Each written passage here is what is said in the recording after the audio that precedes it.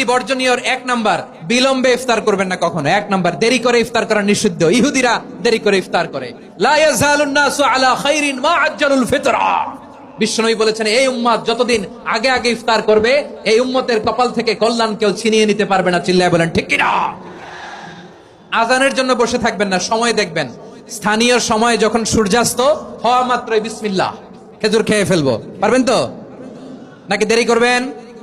2 number, রমাদানের পবিত্রতা বজায় রাখবো। কোনো তর্ক বিতর্ক অশ্লীলতায় আমরা জড়াবো না, ঝগড়া করবো না, সরাসরিও না, ফেসবুকেও না। করবেন? কেউ গালি দিলে বলবেন ইন্নিমরুউন সায়েম, আমি রোজাদার।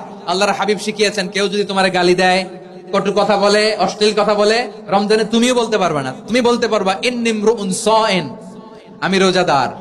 আজকে থেকে নিয়ত করেন, রমজানে কেউ গালি দিলে আপনি একটা গালি দিবেন নাকি? কি বলবেন? রোজাদার, রমজানের পবিত্রতা আমি ভঙ্গ করতে পারবো না।